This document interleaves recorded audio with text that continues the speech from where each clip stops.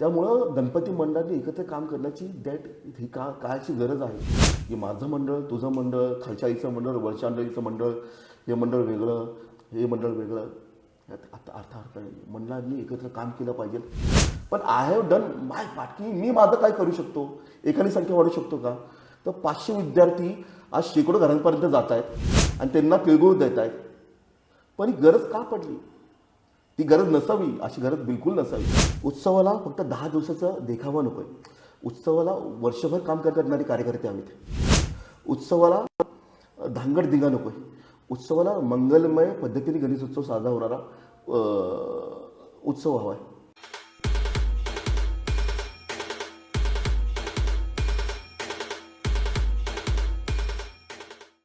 नमस्कार. स्विफ्टॅक्स पिक्चर्स प्रस्तुत उत्सव आणि मीच्या पुढील भागात मी अभिषेक विरकर तुमच्या सगळ्यांचं मनपूर्वक स्वागत करतो. मंडळी, आज आपल्यासोबत असं एक व्यक्तिमत्व आहे ज्यांनी उत्सवांना एक समाज प्रबोधनाचं भक्कम व्यासपीठ म्हणून त्याच्याकडे पाहिलं, त्याचा विचार केला आणि पुढे कृत्रिम देखाव्यांच्या भाऊगर्दीत सामाजिक आणि सांस्कृतिक संदेशपर जिवंत देखावे आपल्यासमोर उभे केले. असे थोर महान व्यक्ती आपल्याला लाभलेत, ज्यांनी संस्कृती, परंपरा याचा वारसा पुढील पिढीला देण्याचा वसा घेतलेला आहे, तो ध्यास मनी बाळगलेला आहे. असे आपले सगळ्यांचे लाडके श्री पियुष सर आपल्यासोबत आहेत. सर, स्वागत आहे तुमचं. नमस्कार सर, आम्हाला जाणून घ्यायला आवडेल गणेशोत्सव तुमच्या नजरेतून आणि बाप्पाला नक्की काय हवं आहे ते. तर माझा पहिला प्रश्न असा आहे की तुमचं बालपण कसं गेलं? गणपतीस जय गणेश. पहिल्यांदा जय गणेश. अवतीभोवती अनेक मानाचे गणपती लहानपणापासून पाहिलेले आहेत. त्यामुळं वयाच्या 5व्या वर्षी मला आठवतं आहे की आम्ही 5-5 रुपये काढून गणेशोत्सव पहिला साजरा केला. अरे वा. हां. आणि तेव्हा कार्यकर्त्यांकडं कुठल्याही मोठ्या मंडळाच्या तालमीमध्ये एक लहान मंडळ असतं. तसं आमचं एक साईनाथ बाल मंडळ म्हणून आमचं मंडळ होतं. मला वाटतं मी 6-7 वर्षाचा असेल त्यानंतर आम्ही जिथे तिथे कन्स्ट्रक्शनचं काम चालायचं ना, तिकडे कधी बांबू आणायचे हो. नंतर ते कामठ्यात यायचा, म्हणजे पॅकिंगचे बॉक्स यायचे. ते पॅकिंगच्या बॉक्सच्या फळ्या असायच्या. हां, ते सगळं आम्ही काढायचो. त्यातले खेळे आम्ही सरळ करायचो आणि त्यातनं मंडप उभारायचो. कारण का तेव्हा पैसे नसायचे. त्यातला 1 रुपया दिला म्हणजे तेव्हा आजच्या काळातली आमच्यासाठी 1 लाख रुपये असायचे. मग आता त्यातली मॅनेजमेंट कशी शिकायची असती, ह्या सगळ्या गोष्टी आम्ही त्यातनं शिकलो. जागा जरी छोटी असेल पण तिथं आपली कल्पकता वापरून काय देखावा करू शकतो ते आम्ही शिकलो. तर पैसे नसायचे, मूर्ती आणायची, उत्सव साजरा करायचा, हे कसं करावं. तर हिमालय आमचा ठरलेला देखावा. मग तो हिमालयामध्ये कधी आम्ही कारंजे करायचो, तिथं वरती ड्रम्स ठेवायचो, तिकडनं मग ते सायकलच्या यायचं पाईपलाईन यायचं, तिकडनं मग आम्ही ते उडणारी कारंजे करायचो. अशा काहीतरी चमत्कारिक गोष्टी. त्यानंतर मग गर्दी नसेल होतं काय करायचं, मग बारक्या मुलांना दाढी मिशा लावून बसवायचं. अरे वा. हां.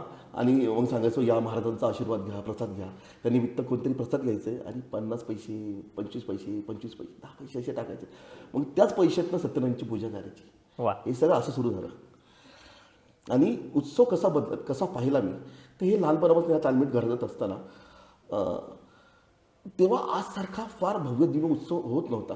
मला आठवतंय किंवा तेव्हा संध्याकाळी 7 ते मध्यरात्री किंवा पहाटे 4-5 पर्यंत गर्दी असायची. आणि ते घडत असताना आजपर्यंत जे येऊन पोहोचले तर प्रचंड मोठा बदल झालेला आहे. प्रत्येक 10 वर्षानंतर देखाव्याचा ट्रेंड बदलतो.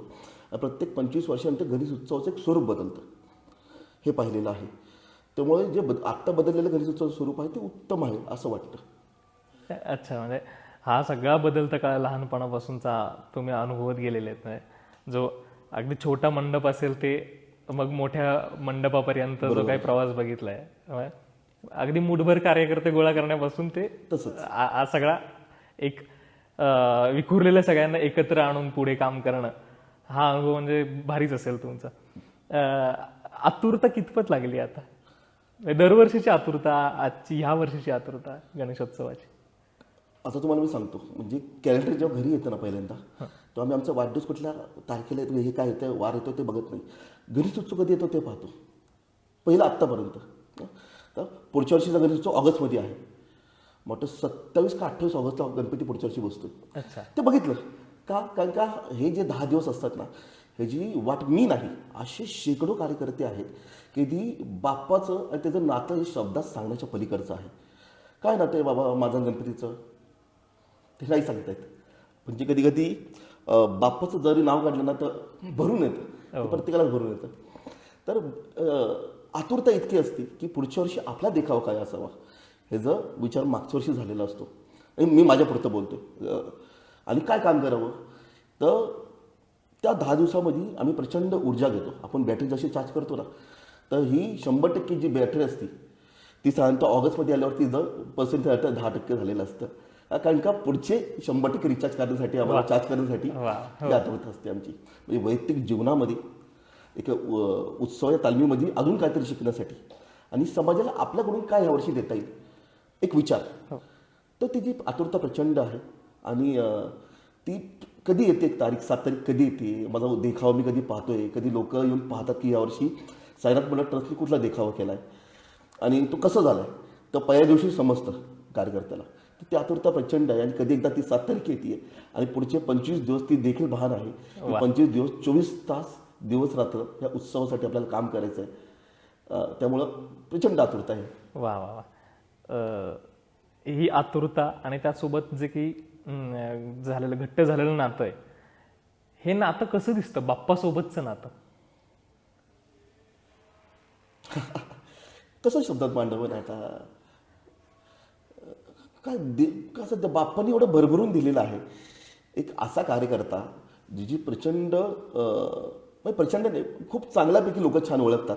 ते कुठनं हे नातं झालं की जे काय दिलेलं आहे ते बाप्पाने दिलं आत्तापर्यंत. की बाबा पियुष शाला 25-30 कार्यकर्ते ओळखतात की पियुष शाने बाबा सांगितलं बाबा असं काम करायचं आहे, तर ते काम होतं.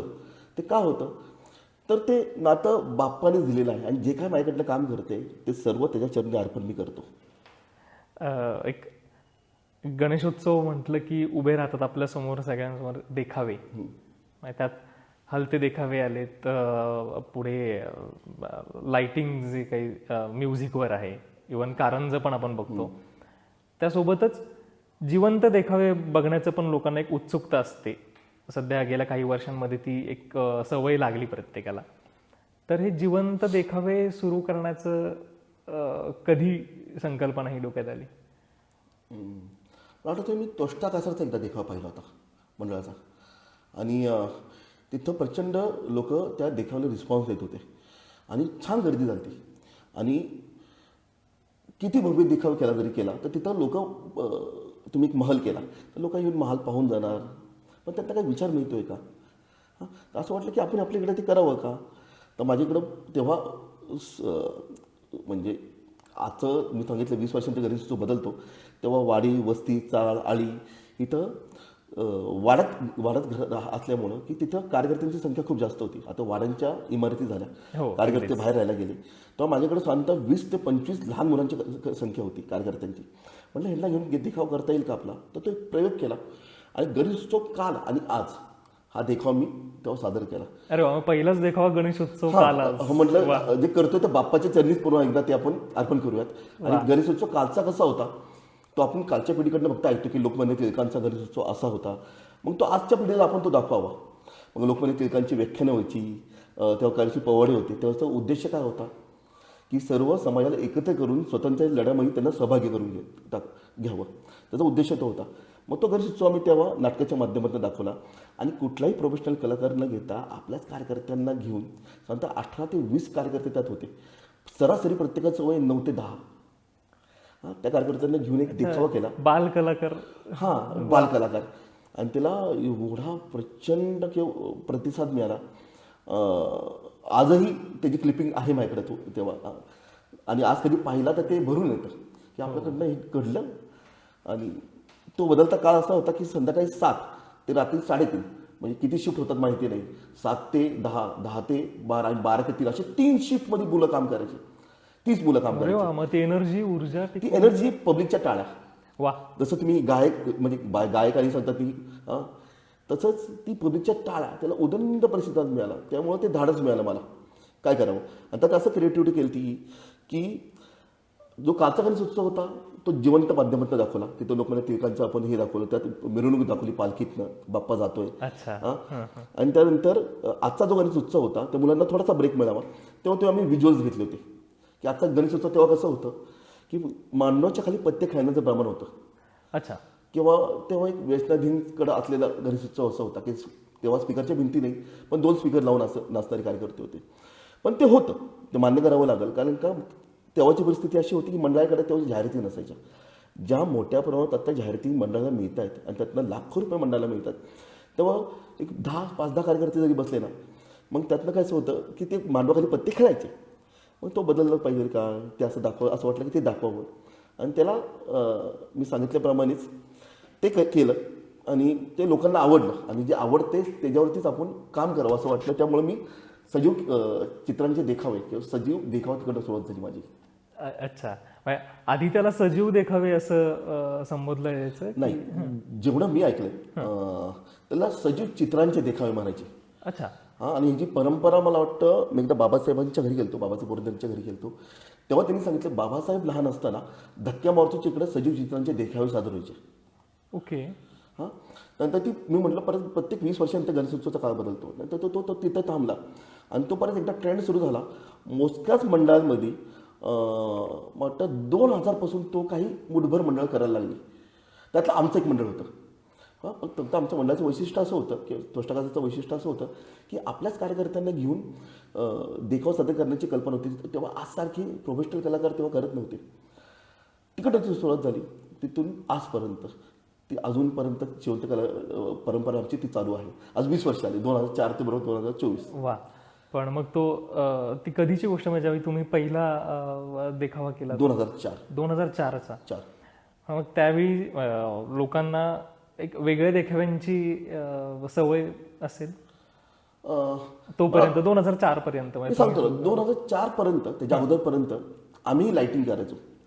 म्हणजे 95, 96, 97 नंतर मधल्या काळामध्ये थोडं नेपथ्य आम्ही केलं, म्हणजे सजावट केली ती महाल म्हणतो त्या प्रकारे. पण त्याला गर्दी नाही व्हायची. आणि 2004 साली तो प्रयोग केला, तो यशस्वी झाला, म्हणून आम्ही पुढची 20 वर्ष सातत्याने जिवंत देखावे करतो. वा. पण मग ते सुरू करताना असं कुठे शंका आली का की लोक बघतील किंवा नाही? म्हणजे लोकांना एक आकर्षणाचं केंद्रबिंदू तसे वेगळे असायचे ना आधी देखाव्यांचे, तर मग ते चॅलेंज होतं तुमच्यासाठी? ते चॅलेंज म्हणजे त्यातल्या गमती जमत्यांनी असं म्हणतो की आपण पहिल्यांदा चुकण्यापासून सुरुवात करूयात, असंच आता विचार केला तेव्हा मला आठवतं की ड्रेपरी म्हणजे माहिती नव्हतं, मेकअप करतात तेही माहिती नव्हतं, बरं विंग असती तेही माहिती नव्हतं. फक्त एवढं वाटलं की इकडनं येणार आणि इकडनं जायचं, पण दॅट इज कॉल्ड विंग, तेही माहिती नव्हतं. मग तू इकडनं यायचं आणि तू तिकडनं जायचं, एवढी टेक्निकल गोष्ट आहे फक्त ती आमच्यासाठी होती. हां. मग त्यातनं मी जातो नाट्य संस्थांकडनं, तेव्हा मला आठवतं की ते 5-6 हजारमध्ये ते सगळे मुलांचे कपडे आणले आणि आता तू तुझ्या घरनं कलर पडत आहे ना, तुझ्या घरनं घालून यायचा. हां. तुला धोतर आहे, तू धोतर तुझं विकत घ्यायचं. हां. तुला डोक्यात टोपी आहे ना, कोणाची ती टोपी तू घालायची. तुला फक्त काय करायचं, आपल्याला आता अफजल खान करायचं ना, तर अफजल खान बॉस तू तुझी फक्त ड्रेपरी मंडळ खर्च करणारा आणि खायला काय मिळणार नाही, आपले आपले डब्बे आणायचे. जे पोशाख घरी अवेलेबल असेल ते सुद्धा केले आणि मग बाकीचे पोशाख तुम्ही लोकमान्य मी आणले होते. बाल शिवाजी केलता, अफजल खान आणि असे 2-3 फक्त कॉस्ट्युम मी भाड्याने आणले होते. बाकी सगळ्यांनी सांगितलं तुम्ही तुमचं कॉस्ट्युम घरनं घेऊन यायचे. तसं सुरुवात होती कधी मंडळाची आणि तसंच काम व्हायला पाहिजे मंडळात. वा वा. ऐकून एक तर तो काळ उभा राहतो डोळ्यासमोर. तुम्ही कशा पद्धतीने सगळे जुगाड केले असतील, खऱ्या अर्थानं जुगाड म्हणायला. ते सांगतो की प्रत्येक तेव्हा आम्ही लाईटिंग करायचो, उडणारी कारंजी व्हायची. तेव्हा मला आठवतं की तेव्हा कल्याण आणि इकडचे देखावे प्रसिद्ध होते, म्हणजे भव्य दिव्य ज्याला म्हणतात ना, की तेव्हा 2 उत्तेकर बंधू आणि तिकडचे ते फार मोठे, म्हणजे तेव्हा 20 फुटी पुतळे, 30 फुटी पुतळे किंवा असे भव्य दिव्य नेपथ म्हणजे हलणारे देखाव्यांचं तेव्हा सुरू झालं. साधारण 1995 ते 2009 पर्यंत 10 पर्यंत तो ट्रेंड होता. काही मंडळामध्ये तो अजूनही आहे. की त्यांना 1.25 लाख रुपये द्यायचं. काय झालं की तेव्हा त्यांच्याकडे 1.25 लाख रुपये दिलं तर ते संपूर्ण गणेशोत्सव ते त्यांच्या ताब्यात घ्यायचे. अच्छा. कॅसेट त्यात यायची, फक्त आपण जागेवरती नेपथ्य करायचं, तांत्रिक हालचाल ते करायचे, ते मूर्त्या लावायचे आणि ते मूर्त्या परत एकदा घेऊन जायचे. हा एक 10-15 वर्ष तो ट्रेंड चालला. कारंजे, लाईटिंग आणि त्यानंतर जे आता सजीव देखावांची परंपरा सुरू झाली त्याचं प्रमाण प्रचंड मोठ्या प्रमाणात झालेलं आहे. जसं आता 5पैकी 1-2 मंडळं आता सजीव देखावे करतात. त्याचं कारण असं की समोर येणारा प्रेक्षक वर्ग प्रचंड मोठ्या प्रमाणात झालेला आहे सजीव देखावे बघण्याला पाहायला. पण तुम्ही तेव्हा सुरुवात केली 2004ला. आत्ता जे आपण बघतो की रेकॉर्डिंग केलेलं असतं, त्यावेळी कसं म्हणजे त्यावेळी रेकॉर्डिंग करायचात की त्यावेळी असं संवाद सांगतो स्टेजवरतीच व्हायचा? एक साधारणतः 4 पानाची स्क्रिप्ट मी लिहिली होती. अच्छा. आणि कधी आपल्या डोळ्यासमोर जर विजन क्लिअर असेल की काय सादर करायचं आहे तर तसं असेल तर काम खूप सोपं होतं. हो. तर मी ते रेकॉर्डिंग लिहिलं. साधारणतः रेकॉर्डिंग करून झालं माझं. नंतर 3-4 दिवसामध्ये मुलांची प्रॅक्टिस झाली. त्यातही असं वाटलं की एक गोंधळ असावा का. तो गोंधळ का असावा की बाबा दार उघड आई दार उघड की गणेश उत्सव बदलत चाललेला आहे. आता तुला येऊन साथ घालतोय की या कार्यकर्त्यांना सद्बुद्धी दे बाप्पा. तर तो एक प्रयोग आम्ही केला होता. तर रेकॉर्डिंग तसं केलं आम्ही. आणि त्याबरोबर व्हिडिओचं ग्राफिक्स मी केले होते. जसं मी मगाशी सांगितलं होतं की आम्ही काही पिक्चराईज केलं होतं की बाबा सगळीकडे बाबा पत्ती खेळताना कार्यकर्ते आहेत का ते नाही. तर मला आत्ता तुम्ही बोलता ते क्लिक झालं. तर माझे मांडव घालणारे ते गडी होते. त्यांना म्हटलं बाबा काय करताय. ते म्हटले काय आमचं मांडवाचं काम आहे आम्हाला काय जमणार आहे. त्यांना मांडवाच्या खाली मी बसवलं. त्यांच्या हातात पत्ते दिले आणि ते शूट केलं होतं मी. बरं आता नाचणारा कार्यकर्ता म्हणजे तेव्हा माझ्याकडे काही हे नव्हतं. तर मी कॅमेरामॅन हायर केला आणि दहीहंडी गणपतीच्या 10 दिवस अगोदर येते. तर दहीहंडीच्या अगोदर कार्यकर्ते जे नाचतात ना त्यांचं शूट करून ते मी मिरवणुकीमध्ये हे केलं.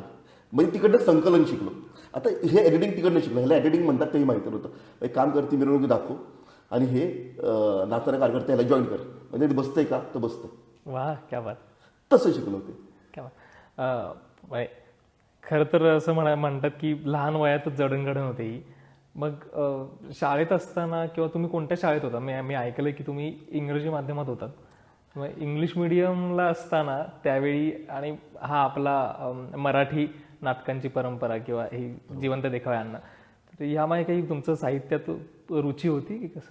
नाही साहित्य हा फार मोठा शब्द आहे. इंग्रजी मिडियममध्ये शिक्षण झालेलं आहे. बरं कुठल्या शाळेत जावं ते आपल्या हातात कधीच नसतं. आईवडिलांनी जे शाळेत टाकलं तिथं प्रेमाने शिकलो. पण तिथं हे संस्कार झाले का तर नक्की नाही झाले. मी 11वी-12वीमध्ये मुंबईला होतो. अच्छा. आणि मुंबईला अवतीभोवती खूप छान विचार करणारा वर्ग होता. मराठीमध्ये बोलणारा वर्ग होता. मराठी विषय तेव्हा मला पहिल्यांदा आला. मग तोपर्यंत मी कधी मराठीत लिहिलंही नव्हतं कारण का माझी चॉकशी शाळा होती. तिथं first language Gujarati, first language English, second was Hindi आणि थर्ड जर भाषा घ्यायची असेल तर गुजराती होतं. अच्छा. त्यामुळे मराठीचा माझा तसा काही संबंध नाही. नंतर मला 11वीत असताना पहिल्यांदा मराठी शब्द तिकडे मुंबईमध्ये गेल्यावरती मी आलो. तर मला आठवतं आहे की मराठीमध्ये मला लिहिता येत नव्हतं. तर माझा पेपर ना 11वी कॉमर्स सी. तर तिकडच्या मुलांना मुलांना हसायचं आहे का ते एका मुलाचा आपण पेपर वाचूयात बरं का आज. आणि मला आठवतं आहे माझा पेपर वाचून दाखवला आणि अख्खा वर्ग हसत होता. तर ते कुठेतरी टोचलं. म्हटलं आपल्याला ही भाषा बोलता येते पण लिहिता येत नाही. त्याच्यावरती आपण काम करूयात. आणि त्यानंतर ती भाषा मी घरी वर्तमानपत्र यायचं.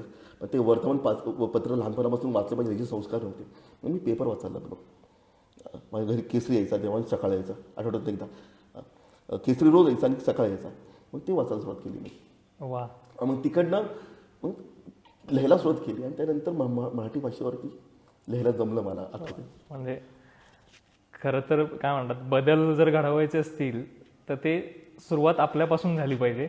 जे की तुम्ही म्हणाल मराठी भाषेचं तितकं नव्हतं लिहिण्यात नव्हतं बोलणं लिहिण्यात नव्हतं किंवा आणि मग तुम्ही ते वर्तमानपत्रांमधून सुरुवात केली. म्हणजे ते तुम्हालाच जाणवलं की आपल्याला बदललं पाहिजे.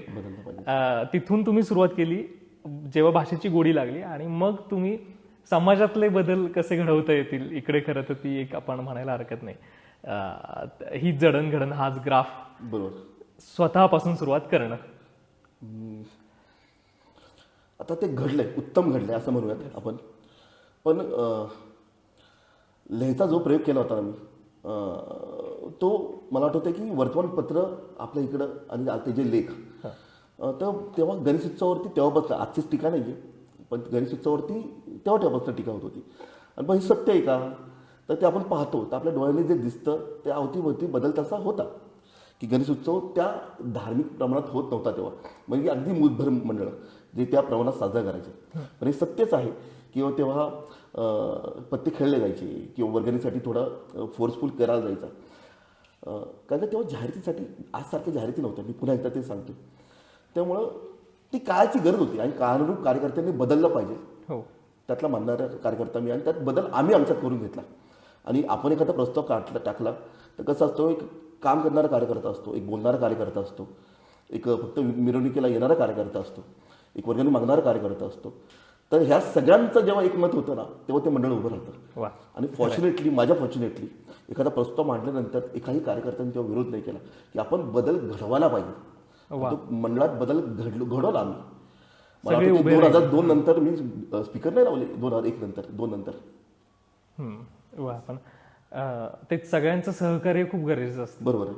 हे कार्यकर्त्यांचं सहकार्य झालं, पण चॅलेंज असतो तो म्हणजे नागरिकांकडून मिळणारं सहकार्य ह्या बाबतीत. तर ते एक मिळवणं पण तितकं चॅलेंजिंगच आहे असं त्यावेळी वाटायचं तुम्हाला? नाही, आधीपासूनच ना त्या भागातले जर असतात ना, आम्ही ज्या भागात गणेशोत्सव करतो की कुठल्याही भागामध्ये कुठल्या तरी काकूची पळी हरवलेली असते, कोणाच्या तरी काकूचं तामान हरवलेलं असतं, कोणाच्या तरी काकूचा गडवा हरवलेला असतो. त्यांनाही माहिती असतं की बाबा दिलेल्या परतावणे द्यायचं बरं का, नाही तुम्ही भरून घेईल. त्यांनाही माहिती असतं. असे जे कुटुंब आहेत जे मंडळाला सहकार्य करतात, त्यामुळं ही मंडळं त्या काळापासून ते आजपर्यंत ही टिकली, ही जगली. ही गोष्ट खरी. सत्यनारायणचा पूजेचा प्रसाद करायचा आहे तर आम्ही कुठून तरी ते वस्तू मागून आणायचो, त्यांच्या घरी करायला द्यायचो, त्यांचं सामान घ्यायचो, त्यांचेच गडवे घ्यायचो, सत्यनारायणची पूजा करायचो. बरं, आलेले पैसे ना आम्ही 2 कार्यकर्ते तिथं बसून ठेवायचो. का की बाबा काय पैसे पडले ना ते पैसे कार्यकर्ते आम्ही घ्यायचो. गुरुजी जागायचे, हे पैसे माझ्यात बरं का, आधी तुम्ही आम्हाला दक्षिणा देत नाही. हां, तर आम्ही ते पैसे घ्यायचो का, तेव्हा आम्हाला प्रचंड गरज होती पैशांची. तर ते लोकांचं प्रचंड सहकार्य केलं. आणि हा लोकोत्सव लोकमान्यांनी उद्देशासाठी हा लोकोत्सव सुरू केला. त्यात लोकांचं सहकार्य हवंच होतं. त्यामुळं एखादी परंपरा जेव्हा सुरू होती ती 132 वर्ष अविरतपणे सुरू आहे. हे का सुरू आहे? त्याला सर्व वर्गातील जाती धर्मातील लोकांचा सहभाग आहे, त्यामुळं उत्सव सुरू आहे. वा, बरोबर. आजही इक्बालभाई दरबारांसारखे बँडचं वादन जवळ 100 वर्ष त्यांच्या बँड झालेत. दगडूशेठला त्यांचा बँड वाजल्याशिवाय अजून दगडूशेठचा गणपती हलत नाही पुढे. परंपरा आहे. आजही हळदी कुंकू जिथं मिळतं ते मंडईच्या इकडचे विकणारे ते सर्व अल्पसंख्याक आहे. आजही तो जो तुम्ही खरेदीला गेला तर भोरळेमध्ये का जाता, भोरळे.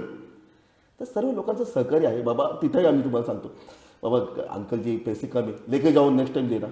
तर प्रत्येकाचं सहकार्य लाभलं, त्यामुळे हा गणेशोत्सव टिकला आणि जगला. समाजातल्या प्रत्येक घटकांचं खारीचा वाटा प्रत्येकाचा आहे, त्यामुळे हे ठरलेलं आहे आणि यापुढेही चालू राहणार आहे. मग येणाऱ्या पिढीने पण तितकंच सपोर्ट करणं गरजेचं आहे. अगदी अगदी अगदी. पण आणि जसं तुम्ही म्हणालात की गणेशोत्सव काल आणि आज हा पहिला देखावा तुम्ही त्यावेळी साजरा केला 2004ला. आज 20 वर्ष झाली आहेत. आज गणेशोत्सव कसा दिसतो बदललेला? बदल घडतोय आणि तो उत्तम घडतोय. काय झालं की गणेशोत्सव मंडळाच्या कार्यकर्त्याला समजलेलं आहे, आपण फक्त 10 दिवसाचा उत्सव करणं हे नाही, आपलं समाजासाठी नातं लागतं, आपण समाजाचं देणं लागतो. कुठल्या अर्थाने देणं लागतो? तर गणेशोत्सव आता मांडवातून मंदिरात गेला तर दुसऱ्या 3-4 दिवसांनी चतुर्थी असते. तिकून जे गणपती बाप्पाच्या कार्यकर्त्याचं काम ते सुरू होतं ते वर्षभर सुरू असतं. वा, अनेक गोष्टी, म्हणजे काय गोष्टी बोलाव्या आणि इतकं आता उत्तम काम घडतंय. तर जर त्याच्यावरती बोलायला लागलो तर तो एक हे होईल.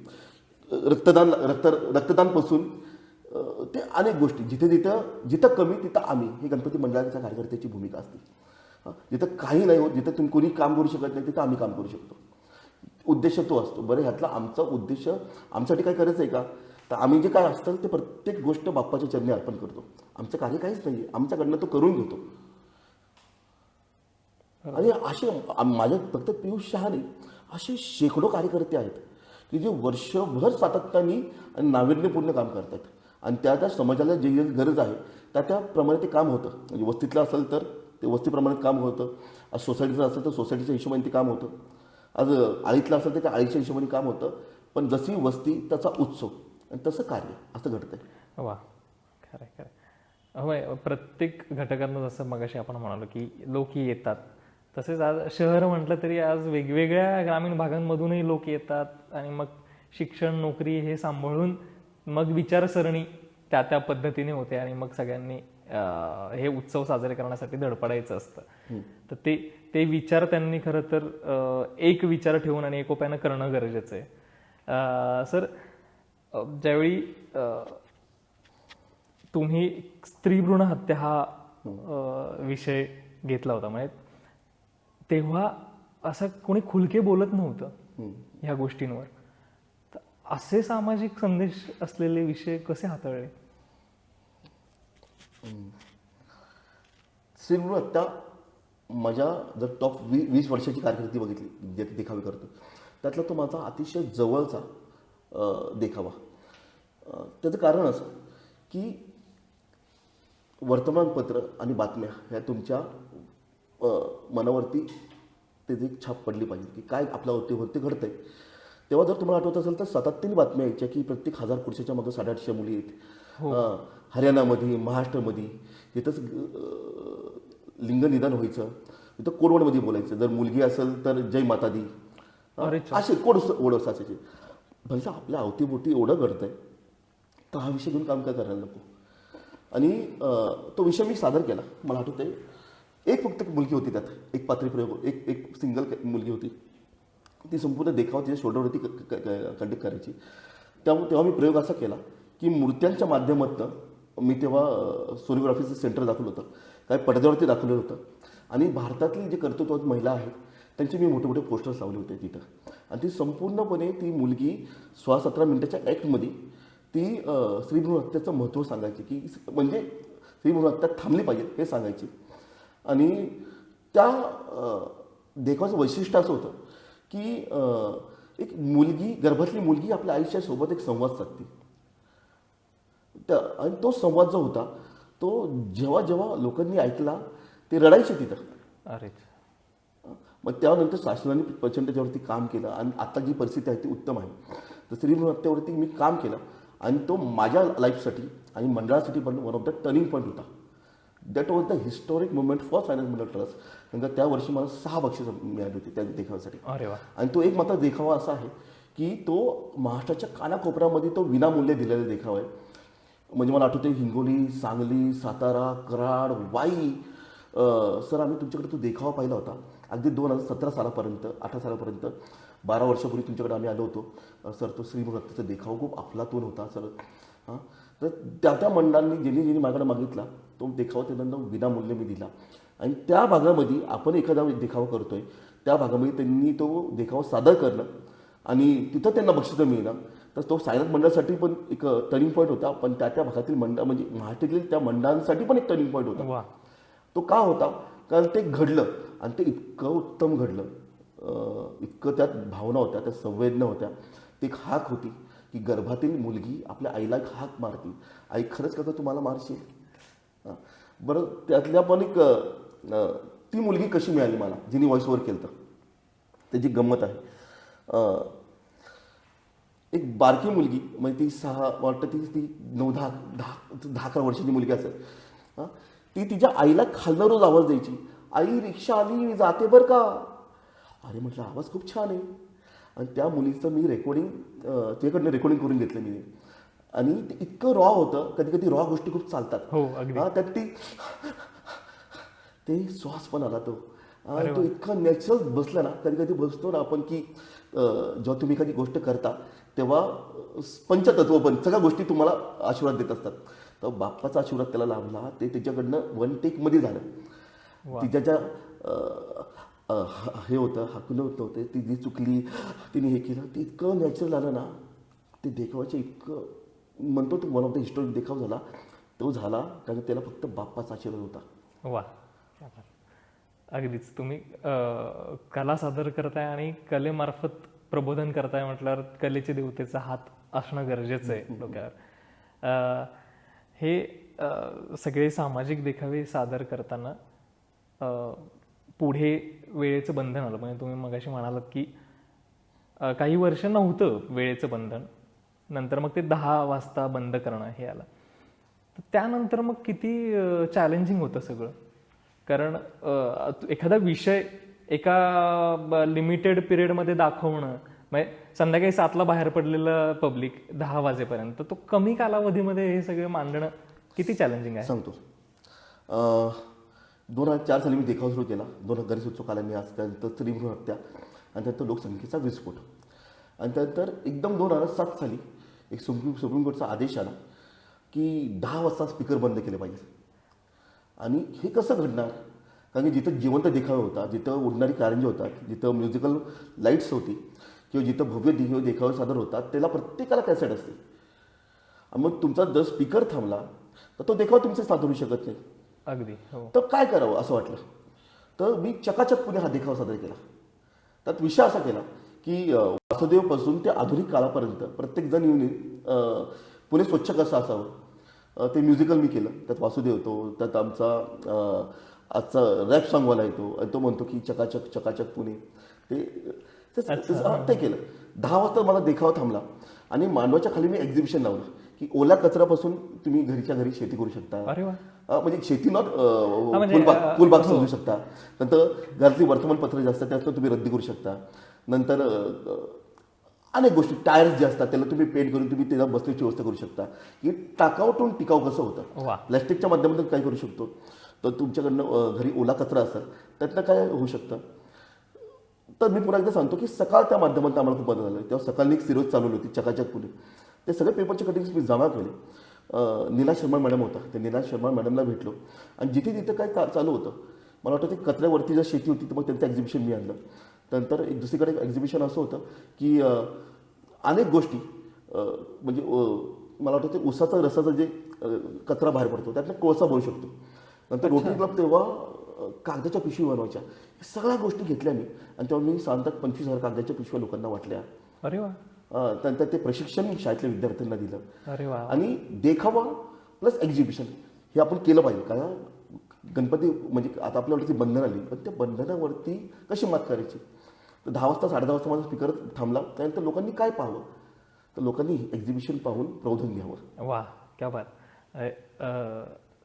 नाटकामार्फत सुद्धा आणि बाकी उपक्रमांमार्फत सुद्धा तुम्ही प्रबोधन केलं समाजाचं. हे झालं उत्सवाच्या काळातलं. पण त्या व्यतिरिक्त तुम्ही बरेच सामाजिक उपक्रम राबवलेले ऐकण्यात आलेले आहे आणि आम्ही बघितलेलं आहे. शासनाने सुद्धा जसं तुम्ही स्त्रीभ्रूण हत्येचा एक उल्लेख केला तसे आणखी कोणते प्रोजेक्ट जे शासनाने सुद्धा राबवले आणि बाकी पुण्याच्या बाहेर सुद्धा ते राबवले गेलेत? माझं चकाचक पुणे मी चकाचक वाई करून दिलता. अरे वा. हां, म्हणजे चकाचक पुणे कचरा हा समस्या जागतिक आहे. हां, फक्त पुण्यापर्यंत मर्यादित नव्हता. तर त्यांना म्हटलं तुम्ही ते घेऊन जावा. तर त्यांनी चकाचक पुणे जागी फक्त वाई केलं. तर चकाचक वाईमध्ये पण तिथं चालला. चकाचक सातारा करण्याची गरज होतं, चकाचक सांगली करण्याची गरज होती. तर हे देखावे मी सांगितलं मगाशीप्रमाणे हे देखावे त्यांना मी विनामूल्य सगळ्यांना दिले.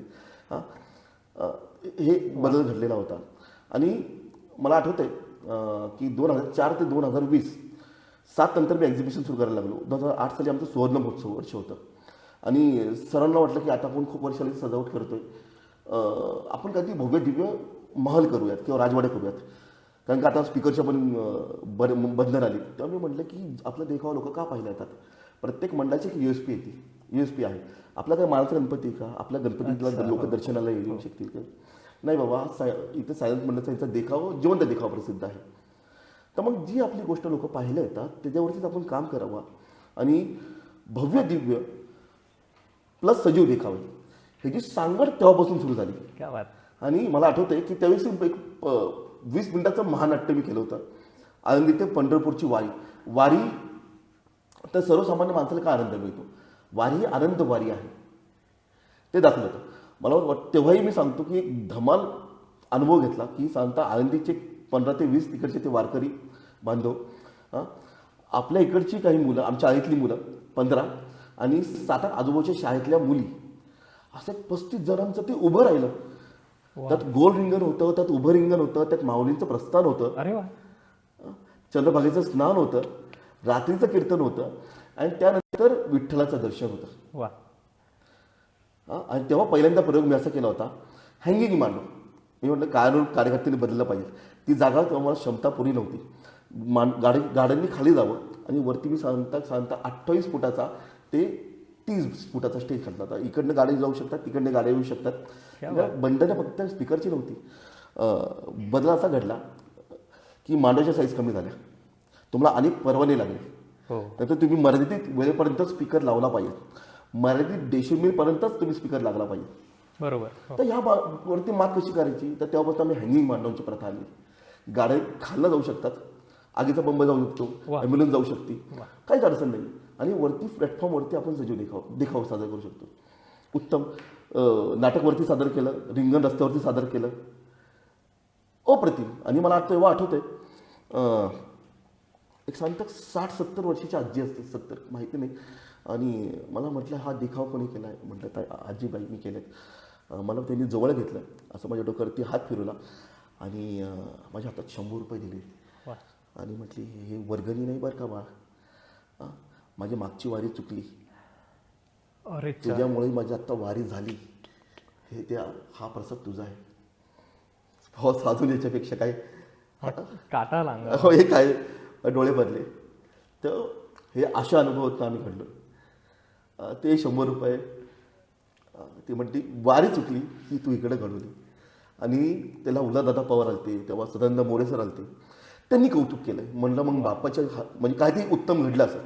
आणि त्यात अजून एक गोष्ट सांगतो बरं का,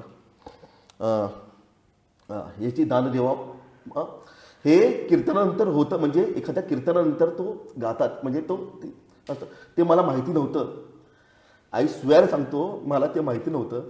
तिथं मी रात्रीचं कीर्तन दाखवलं की बाबा रात्री जेव्हा दिसतात ते एखादं कुठेतरी कीर्तन होत असेल रात्रीचं. आणि त्यानंतर मी ते मागितलं, त्याची दान दे का देवा तुझा विसर न व्हावा. ते मला ऐकायला खूप छान वाटतं. मी तर हे बसल्यावरती ते एक आपला तो सीन पूर्ण होईल. आणि त्यानंतर मला समजलं की कीर्तनानंतर दान मागतात. मग मी काय म्हणू आता, ह्याला पांडुरंगाचा आशीर्वाद मानू की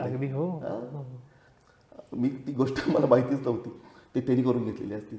जे आपल्याकडनं होत नाही ना काही गोष्टी, मी पुन्हा सांगतो की माझ्याकडनं काही घडलं नाही, त्यांनी करून घेतलं. बाप्पांनी करून घेतलंय, तर पांडुरंगाने तेव्हा माझ्याकडनं करून घेतलंय. खरंय.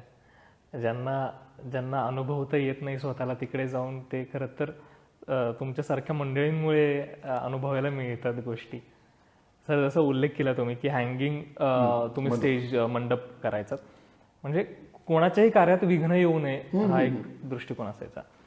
तर तुमच्या कार्यात, तुमच्या कामात कधी असं कुठलं विघ्न आलंय का, किंवा अशी कुठली विपरीत घटना घडली का की ज्याने थोडंसं कुठेतरी आपण आतनं हलतो? नाही, संकट कार्यक्रमाच्या वरती येतच ते. म्हणजे खूप वर्ष देखावे करतो मी, तुम्हाला सांगतो. मी एकावरती दुसऱ्याचं काम अवलंबून असतं. म्हणजे माझा सुतार आला तर माझा पेंटर येतो. माझं ते भवानी पेठेतनं जर लाकडं आली तर सुतारचं काम सुरू होतं, त्यानंतर पेंटिंगचं काम सुरू होतं. एकावरती दुसरं काम अवलंबून असतं. एक जण जर त्यातलं नाही आला ना तर ते दुसरं काम पूर्ण होऊ शकत नाही. बस सगळ्यांना एका विषयच काम असतात.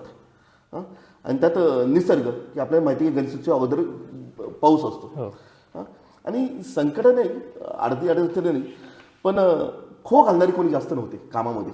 कसं ते कार्यकर्त्याला जर कामाचं स्वातंत्र्य मिळालं तर ते काम खूप छान होतं. फक्त एकच विषय मला आठवते की 2008 साली मला लहान मुलांचं लैंगिक शोषण हा देखावा करायचा होता. कारण 15 जून 2007 साली एक आर्टिकल आलं होतं, चॉकलेट डेने येशील का. आणि लहान मुलांवरती 53% मुलांवरती चाइल्ड सेक्शुअल अब्यूज होतं. म्हटले हा प्रकरण भयानक आहे आणि हा विषय मांडला पाहिजे. पण तेव्हा आमच्या मंडळातील काही लोकांनी म्हटलं की गणेश उत्सवाच्या व्यासपीठावरती हे होऊ शकतं, काय सांगतोय, हे नाही करू शकत आपण, हा देखावा नाही करायचा. एकदाच तेव्हा फक्त असं बोलले होते. पण जे काय होतं ते खूप चांगल्यासाठी होतं. तर त्या वर्षी मी तो देखावा सादर केला असता तर कदाचित तो त्या एवढा ताकदीचा झाला नसता. तर मी त्याच्यावरती 5 वर्ष काम केले. अच्छा. म्हणजे 7 साली तो आर्टिकल होता. 15 जून 2007 लोकमतमध्ये तो आर्टिकल आला होता. ते मी तो 2012पर्यंत 8, 9, 10, 11, 12 हा सीन दाखवायचा कसा, चाइल्ड सेक्शुअल अब्यूज होतो ते कसं दाखवायचं. By the sake of God 5 वर्षानंतर तो देखावा सादर झाला आणि तो उत्तम झाला. आणि तोपर्यंत काय झालं की सुरुवातीला विरोध का होतो की बाबा माहिती नसतं काय होतं.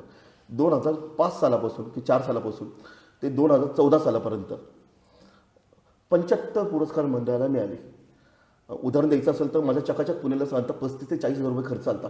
आणि त्यावेळेस मला 85,000 रुपये पारितोषिकच्या माध्यमातून मिळाले.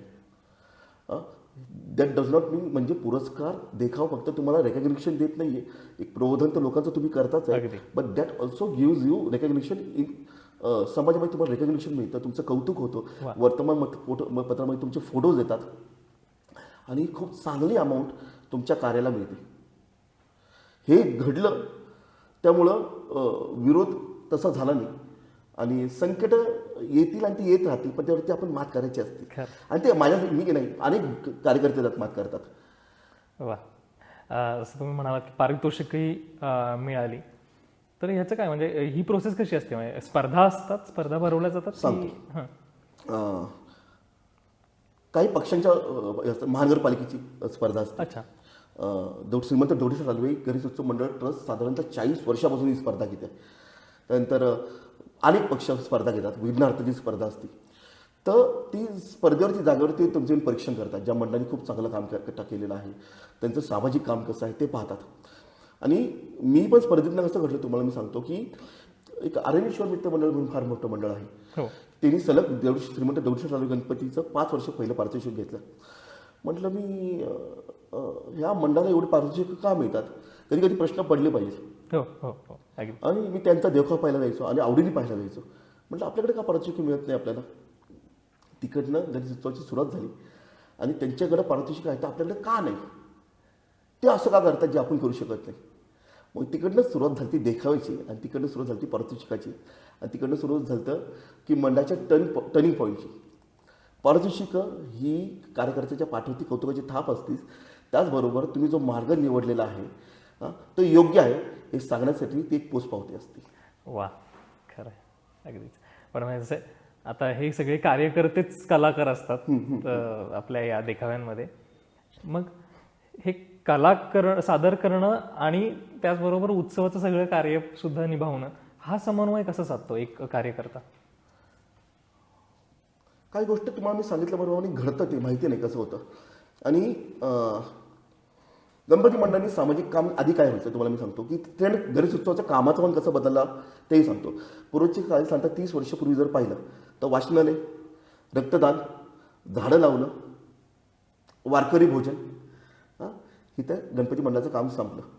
पण आता त्यात बदल इतका घडलेला आहे की देवदेवसे महिलांची रक्षाबंधन, देवदेवसे महिलांसाठी भाऊबीज, त्यांच्या मुलांसाठी एखादा वर्ग सुरू करणं, ते अनेक ग्रामीण भागातील विद्यार्थ्यांपर्यंत शैक्षणिक साहित्य पोचवणं, ते आपल्या मुलांनी म्युझियम पाहणं, अशा अनेक गोष्टींपर्यंत पोचलेलं आहे. माझं मी सांगतो, मगाशी मी उल्लेख केला होता फक्त देखाव्यांचा आणि प्रदर्शनचा. मी 3 वर्ष प्रदर्शन जेव्हा होत नव्हतं तेव्हा मी काय केलं की लहान मुलांचं लैंगिक शोषणावरती सावधान बागलबुवा आलाय, अन्न भेसळवरती एक देखाव केला मी. त्याच्यावरती मी भेसळ ओळखण्याच्या सोप्या पद्धती आणि अवयवदान नवीन जीवनदान, मी 10,000 पुस्तकं, अशी 30,000 पुस्तकं लोकांना विनामूल्य वाटलेली आहेत. अरे वा. अरे वा. हां, म्हणजे फक्त हा विषय का ते इथपर्यंत कसं मर्यादित राहायचं. मला देखाव पाहून गेल्यानंतर मग तो लोकांना जर याच्यावरती काम करत असेल, त्यांना समजलं की नाही भेसळचा देखाव मी पाहिला, आता ती भेसळ ओळखायची कशी, मग त्यांना आपण गाईड केलं पाहिजे. त्याची मी 10,000 पुस्तकं छापली होती आणि त्यानंतर मी लोकांना आव्हान केलं की बाबा ही पुस्तकं तुम्ही घेऊन जावा, ह्याच्यावरती काय कॉपीराईट नाही, तुम्ही तुमचं नाव सगळं छापा. आपल्या जीवनामध्ये जे काय घडतं आहे, इतक्या समस्या आपल्या अवतीभोवती असताना त्यावरती फक्त प्रश्न मांडणं गरजेचं नाही, त्यावरती उपाय पण सांगणं गरजेचं आहे. अगदी बरोबर. तर सायनाथचं वैशिष्ट्य तेच आहे किंवा आणि गणपती मंडळाचं वैशिष्ट्य आहे की प्रश्न तर ते मांडतायत, पण काय करावं ते सांगा ना आम्हाला. काय करावं, भेसळ होती तर भेसळ आणि कसं ओळखायच्या हे आमचं पुस्तक घ्या, ह्यात सांगितलेलं आहे मी. तर असा जर तुम्ही मला विचारलं ते 2004 सालापासून ते 2020चा सगळा क्रम मी देखावायचं सांगू शकतो. हे तुम्ही स्वतः लिखाण केलेलं आहे? अरे वा. मग लिखाणाकडे कसं काय ओढा हवे हा? आता ते असं काही ठरवून झालं की ते बाप्पाच्या आशीर्वाद? बाप्पाचा आशीर्वाद तर आहेतच ना. आणि कुठली गरज एक म्हणजे काय ते म्हणतात ना, नवीन संशोधन त्यातनं निर्माण होतं.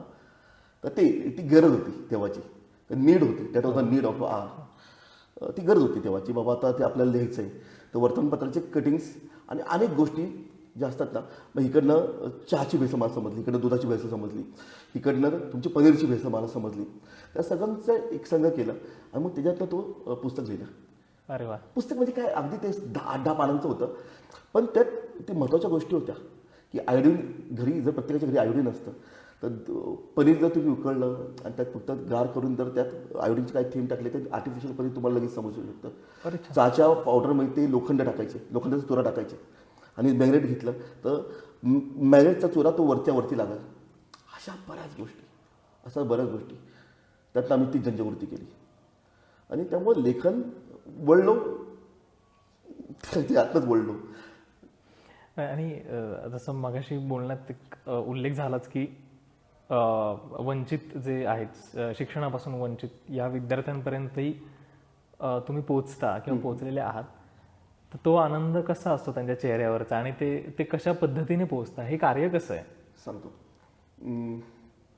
पुण्यात समृद्ध जरी असेल ना तर दिव्याखाली अंधार जे म्हणतो ना, म्हणजे तुम्ही भोरच्या इकडे गेला, वेल्ह्याला गेला किंवा मुळशीच्या काही भागांमध्ये गेले ना तर तिकडच्या पायातल्या मुलांच्या पायात स्लीपर पण नसते बरं का. आणि ती आज जर तुम्ही गेलं तर आज बऱ्यापैकी परिस्थिती आहे, पण तेव्हा फार काय परिस्थिती नव्हती.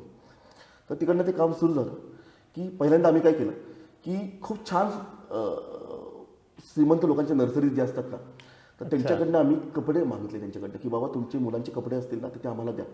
आणि त्यांनी प्रचंड प्रतिसाद देऊन खूप चांगल्या क्वालिटीचे कपडे ते आम्ही बायफर्केट केले आणि स्वेटर्स एजप्रमाणे ते कपडे बायफर्केट केले आणि त्या मुलांपर्यंत पोहोचवले. ते म्हटले सर तुम्ही जे दिलेले आहेत ना तर ते मुलांना प्रचंड उपयोगी पडणार आहेत, कारण का या मुलांच्या अंगावरती दिवाळी ते दिवाळी फक्त एकच जोडी कपडे असतात. मग तिकडनं ते काम सुरू झालं आमचं. वा. मग तिकडनं शैक्षणिक साहित्य आपल्यासाठी जी वही महत्त्वाची असते, त्या मुलांना एखादी वही किती उपयोगी पडते ते आम्हाला समजलं. आपल्यापर्यंत जे काय पोचतं त्या मुलांपर्यंत ते मिळत नाही. अगदी. हो. तिथनं ते काम सुरू झालं तर चेहऱ्यावरचा जो आनंद असतो ना तो शब्दात सांगता नाही होत. आणि आपण काय केलंय का तर आपण नाही केलं, करून घेणं आहे. हो. खरं. एक उत्सुकता जाणून घेण्याची अशी आहे की विद्यास्वरूप महाप्रसाद महानैवेद्य तुम्ही बाप्पाला अर्पण करता, तर ते खूप उत्सुकता आहे मला ते जाणून घेण्याची. सांगतो. माहिती नाही बाप्पाचा मी एखादा लाडका कार्यकर्ता असतो की प्रत्येक कार्यकर्ता बाप्पाचा लाडका असतो. काही ब्लेसिंग्स त्याच्यावरती माझे विशेष आहेत की माझी बुद्धिमत्ता किंवा मला क्रिएटिव्ह छोट्या छोट्या कार्यक्रमामध्ये मला जे लोक पाहतात मला वेगळा अँगल दिसतो. असं वाटलं की बाप्पा बुद्धीची देवता आहे तर ह्याच्या चरणी आपण महानैवेद्य दाखवतो, तर आपण ह्याच्या चरणी पुस्तकांचं नैवेद्य का दाखवायला. अरे वा. तर तो प्रयोग मी केला आणि ऋषी पंचमीपासून ते गणेशोत्सवाच्या 5व्या दिवसापर्यंत तो प्रयोग करायला सुरुवात केली. आणि म्हटलं आधी तर मी काय केलं, मुद्दामून लहान मुलांची पुस्तकं घेतली. म्हटलं लहान मुलांपर्यंत आपण पोचूयात, तर बाल साहित्याची पुस्तक घेतली. तर 2 गोष्टी होत्या, तिथे लहान मुलांची पुस्तकं स्वस्त असतात, ही कम्पॅरेटिव्हली फार मोठे ग्रंथ, आणि ते पुस्तक झटकन वाचून होतं लहान मुलांकडनं. आणि लहान मुलांपर्यंत त्यांना आवडीचं साहित्य तसं मुलं लायब्ररीमध्ये जात नाही, तर दिस इज द टाईम पुन्हा एकदा मुलांपर्यंत पोचू शकतो का. तर या माध्यमातून मुलांना मी 5,000 पुस्तकं त्यांच्यापर्यंत पोचली. बरं, एक 5,000 पुस्तकं माझ्या एकट्याची नव्हती. पहिल्या वर्षी मी जेव्हा सुरुवात केली तेव्हा मी फक्त 501 पुस्तकांचा महानैवेद्य दाखवला. काय होतं की एखादा उपक्रम आपण करणं, मी करणं, सायनातनी करणं आणि त्याला सगळ्यांना घेऊन करणं, तर तो उपक्रम मोठा होतो. तेच मी माझ्या हातनं घडलं आणि की एक मंडळाच्यापासून सुरुवात झाली. आज पुण्यातली 50 ते 51 100 मंडळं ऋषीपंचमीपासून ते 5व्या दिवसापर्यंत जमल तसं पुस्तकांचा महानैवेद्य गणेशोत्सवाच्या समोर दाखवतात. वा. आणि ती पुस्तक त्या भागातील मुलांपर्यंत ते पोचतं. हे धन आहे आपलं. अरे वा. किंवा ग्रामीण भागातल्या विद्यार्थ्यांपर्यंत ती पुस्तकं पोचतात. हे त्यातनं घडलं. आधुनिक उपक्रम तुम्हाला मी सांगतो की आमच्या बाप्पाकडे येताना तुम्ही श्रीफळ नका आणू. आमच्या बाप्पाला श्रीफळ, मोदक, हा दुर्वा काही नको. येताना फक्त एक वही आणि पेन घेऊन या किंवा पाटीन पेन्सिल घेऊन या. अशा निमित्ताने मी 5,500 वह्या आत्तापर्यंत ग्रामीण भागातील विद्यार्थी आणलेत. बरं, ते एक टाईम मी नसतं येऊ शकलो. एक मंडळात 200 इंटू 50 मंडळं, दॅट इज इक्वल टू 5,000 वह्या. त्यामुळं गणपती मंडळांनी एकत्र काम करण्याची ही काळाची गरज आहे की माझं मंडळ, तुझं मंडळ, खालच्या आईचं मंडळ, वरच्या आईचं मंडळ, हे मंडळ वेगळं, हे मंडळ वेगळं, यात अर्थ आहे. मंडळांनी एकत्र काम केलं पाहिजे, ही गरज आहे. उत्सवाची आता. अगदीच अगदी सगळ्यांनी एकत्र येऊन करणं गरजेचं. त्यातनं घडतं आणि त्यातनं अनेक गोष्टी घडतात. फक्त तुम्ही सांगितलं फक्त तोच विषय नाही आहे. विघ्नहर्ता रक्तदान महायज्ञ म्हणून आम्ही करतो. अरे वा. हां, एखादा मंडळ किती जमा करू शकतं, रक्त संकलित करू शकतं, तर 25, 50, 100 एवढंच.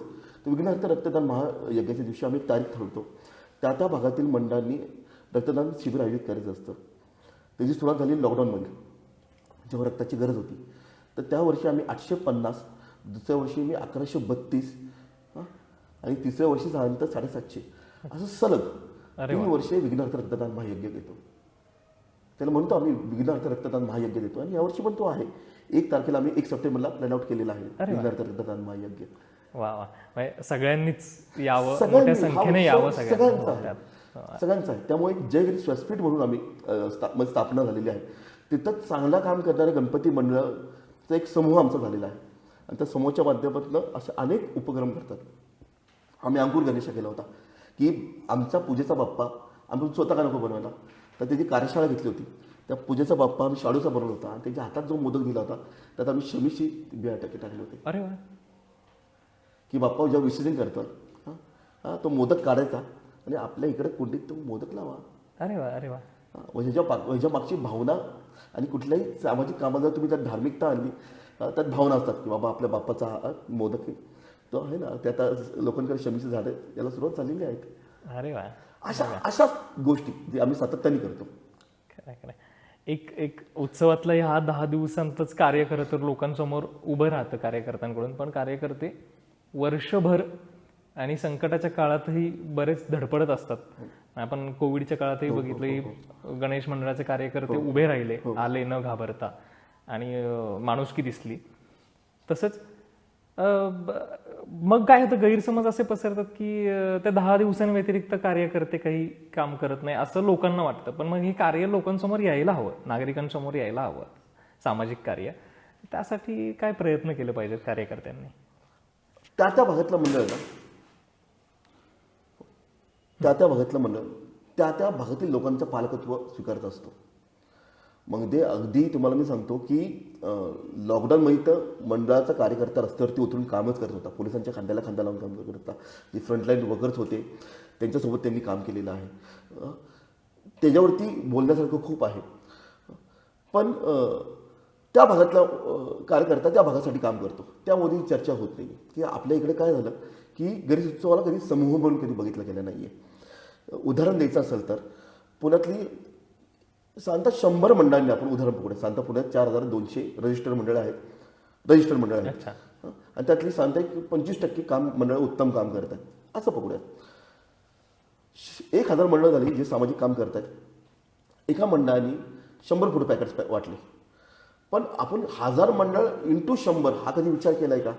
बिलकुल नाही. एक मंडळ त्या भागातील वृद्धाश्रमला, अनाथाश्रमला शैक्षणिक 25 वह्या वाटल्या त्यांनी त्या भागातील विद्यार्थ्यांना.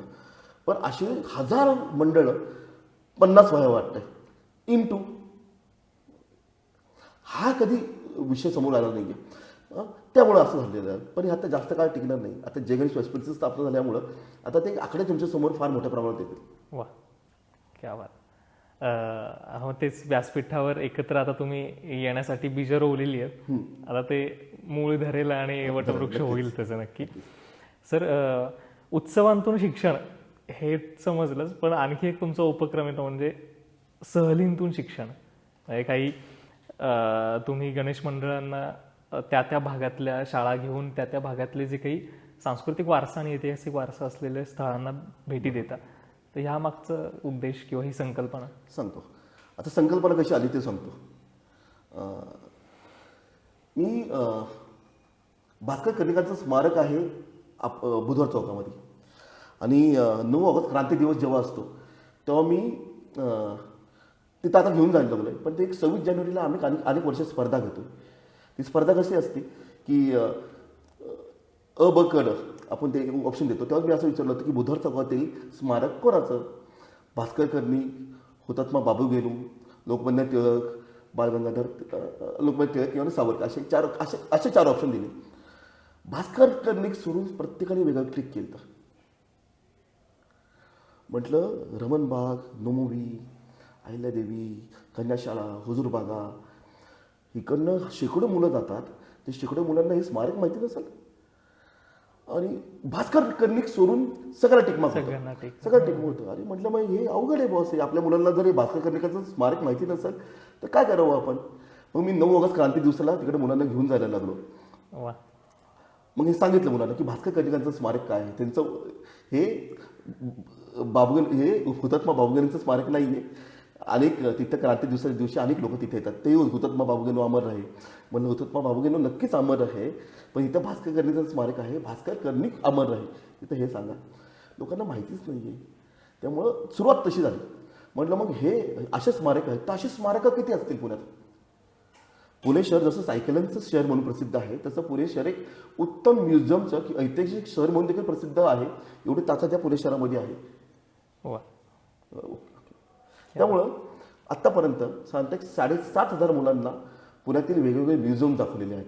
आणि गेल्या 3 वर्षापासून फक्त मी अनेक लोकांना सांगितलं की फक्त हा उपक्रम मी नाही करण्याची गरज आहे. आता उदाहरण सांगतो मी की एरोटला जे मंडळ आहे तर त्यांनी आगा खान पॅलेस दाखवावं.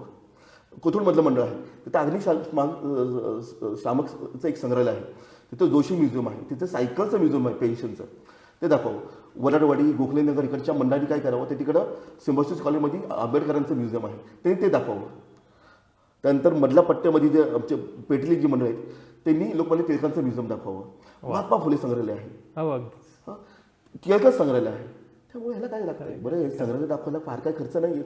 एखाद दुसऱ्या संग्रहालयाला फक्त तिकीट आहे, बाकी सगळी संग्रहालय फुकटच आहेत.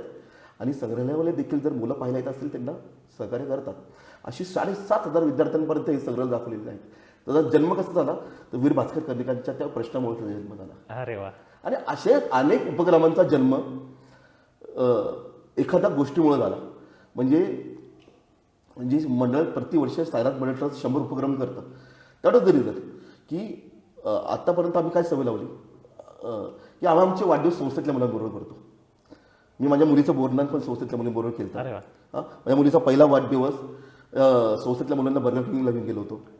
दुसरा वाढदिवस तसा केला, तिसरा वाढदिवस तसा केला. ती सवय लावलेली आहे. आणि अशा अनेक मंडळांना सवय लावलेली आहे. तुमचा आनंद तुम्ही इतरांबरोबर शेअर करू शकता का, तर ते करावं. त्या मुलांसाठी केक कापणं म्हणजे फार मोठी गोष्ट असते. हो अगदी. तर त्यांचा वाढदिवस नाही होत, पण संस्थेतला तुमच्या वाढदिवसाबरोबर तुम्ही त्या मुलीचा हात धरून जर केक कापला तर तुमचा आनंद द्विगुणित होईल, पण त्या मुलीचा आनंद 100 पटीने जास्त असतो. वा. थोडी छोटी गोष्ट. हो. आणि आता ही चळवळ झालेली आहे. प्रत्येक महिन्यात 2 फोन येतात, पियुष दादा या महिन्यात मुलीचा वाढदिवस आहे, कुठे करायचं आहे ते तुम्ही सांगा. आणि ही चळवळ सुरू झालेली आहे. असे गणपती मंडळांचे शेकडो उपक्रम आहेत ज्याच्यावरती आपण तासनतास बोलू शकतो. त्यातला अनेक कार्यक्रमाची जसं जन्म झाला तर हा एक उपक्रम तयार झाला. आणि ज्या संस्थेत मी जायचो तिथं मग ते सांगायचे पियुष दादा आम्हाला बाहेर जायचं आहे.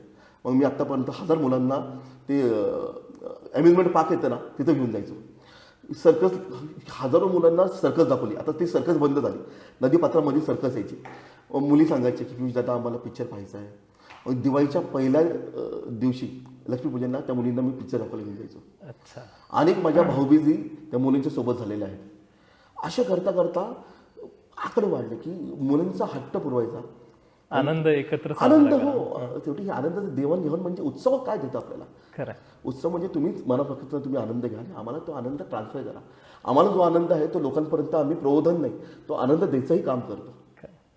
आणि तो आनंद आम्ही घेतो मुळात. म्हणजे जसं जसं तुम्ही आता हा उल्लेख केला की शालेय विद्यार्थ्यांना जर आपण काही गोष्टी, सामाजिक गोष्टी दाखवल्या तर तिथून मग पुढची पिढी एक चांगली भक्कम उभी राहू शकते. ती जडणघडणीची सुरुवात आहे. आताची तरुणाई जी आहे ते असे काही संगीताच्या मूवीज मधल्या गाण्यांवर थिरकताना दिसतात लाऊडस्पीकरच्या भिंतींसमोर. तर मग त्यांनी ते सोडून ह्या उत्सवाच्या दरम्यान जिवंत देखाव्यांमार्फत जरा सामाजिक प्रबोधन केलं पाहिजे किंवा तरुणांचं येणं वाढलं पाहिजे, यासाठी त्यांना काय सल्ला द्या?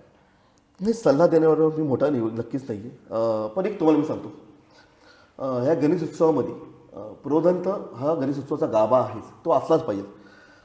तर तुम्हाला प्रबोधन नसेल जमत तर तुम्ही वर्षभर तुमच्या कामातलं प्रबोधन करा किंवा कामातलं बोलावं. या गणेश उत्सवामध्ये तुम्ही एखाद्या हॉटेलमध्ये जेव्हा गेला, तुम्हाला तिकडं तर कडुलिंबाची चटणी, मग पौष्टिक आहे म्हणून म्हणजे तुम्ही च्यवनप्राश खावा, तर तुम्हाला आवडेल का? नक्कीच नाही ना. जेव्हा मी सर्व करतोय तेव्हा मी सगळं, मला तिथं स्वीट हवं आहे, तिथं मला फरसाण हवं आहे, तर त्या गणेशोत्सवामध्ये तुम्हाला फक्त पौष्टिकता देऊन गरज नाही, तिथं ते शुगर पिलसारखं ते काम करावं लागतं तुम्हाला. तुम्हाला लोकांना प्रबोधन करायचं आहे, पण ते तुम्ही तुमच्या अंगाने करावं, तुमच्या ह्यानी करावं. म्हणजे आता नातोबागची लाईटिंग प्रसिद्ध आहे, तर नातोबागची लाईटिंग, मी नातोबागची लाईटिंग मलापासून आवडतं, मला आवडते. त्यामुळं हा उत्सवाचा त्यातला भाग आहे. सगळ्यांनीच म्हणजे जिवंत देखावे करावं का? नाही ना आवडणार लोकांना, नाही पाहिलं तर ते आवडणार. तुम्हाला माहिती सांगितलं सूरज खायला आवडेल का तिकडे गेल्यावरती? किती मला पौष्टिक आहे बरं का बॉस, ती कडुलिंबाचा पाला पौष्टिक आहे, मग त्याची पोळी, त्याची चटणी, त्याचा डेझर्ट, त्याचं फरसाण, हे पौष्टिक आहे म्हणून नाही. त्या उत्सवामध्ये हे त्याचे सगळे महत्त्वाचे घटक आहेत. जशी वस्ती तसा उत्सव.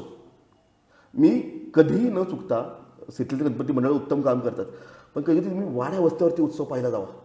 इकडचा उत्सव आणि तिकडच्या उत्सवामध्ये जमीन वस्त्यांचा फरक असा आहे की इकडे आरतीला बोलवण्यासाठी 6-7 कार्यकर्ते असतात, तिथं 100 लोक आरतीला असतात आणि प्रत्येकाच्या घरातनं अशा उकडीच्या मोदकांचं ताट, तळलेल्या मोदकांचं ताट येतं.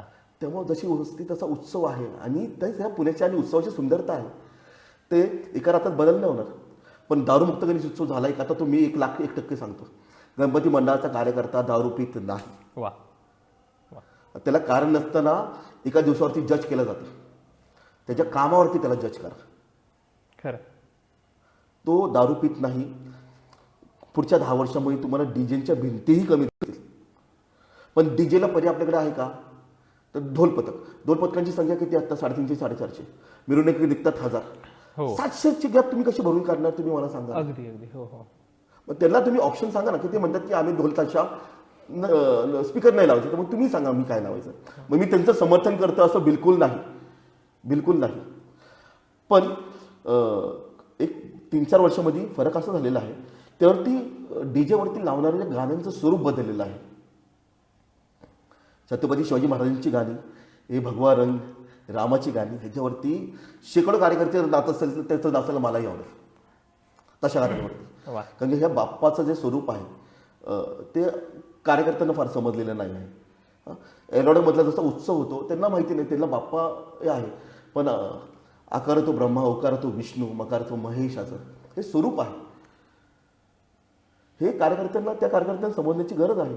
त्यांना अथर्व शिष्याचं पठण त्यांना माहिती नाही आहे. मग काय नाही, जे आमच्यावरती टीका करतात मग त्यांनी तिकडे जाऊन त्यांना शिकवावं ना. त्यांना शिकण्याची इच्छा आहे.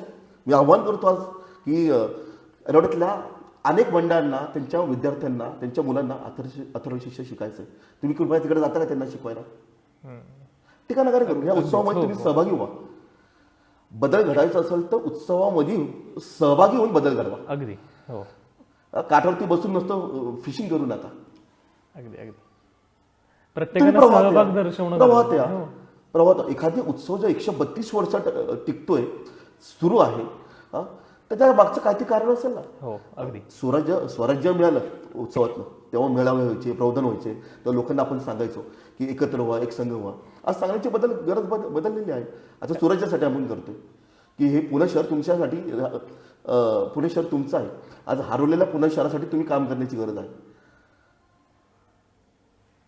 एक बोलता तुम्ही बोलताय म्हणून एक उपक्रम फक्त क्रिएटिव्ह म्हणून मी तुम्हाला सांगतो काय करतो. हरवलेलं पुणे शहराचं आपली संस्कृती पण हरवत चाललेली आहे. बरोबर आहे. व्हॉट्सअपवरती तुम्ही तिळगुळ देता. किती मुलं, लहान मुलं आजूबाजूच्या घरामध्ये जाऊन तिळगुळ देतात आता? फार नगण्य. अगदीच. हा मग हा बदललेला आहे. जसा गणेशोत्सव बदललेला आहे तसं संस्कृती देखील बदलत चाललेली आहे. अगदी अगदी. काय गरज पडली सनातन ट्रस्टला किंवा मला की तिळगुळ राजा आणि तिळगुळ राणी ह्या उत्सवाची, म्हणजे ही स्पर्धा घ्यायची गरज पडली मला,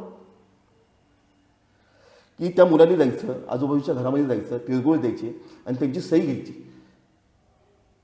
की ह्या चिंटूनी मला तिळगुळ दिलेला आहे, धन्यवाद, या मिनीने मला तिळगुळ दिलेला आहे. ही गरज पडली आता. 3 वर्षाची स्पर्धा मी घेतोय. 3 वर्ष ती स्पर्धा घेतोय. साधारणतः 75,000 घरापर्यंत तिळगुळ पोहोचलेला आहे. किती मुलांनी भाग घेतला होता? त्या साधारणतः 500-550 मुलांनी भाग घेतलेला होता. पण I have done my part, की मी माझं काय करू शकतो. एकाने संख्या वाढू शकतो का? तर 500 विद्यार्थी आज शेकडो घरांपर्यंत जात आहेत आणि त्यांना तिळगुळ देत आहेत. पण ही गरज का पडली? ती गरज नसावी, अशी गरज बिलकुल नसावी.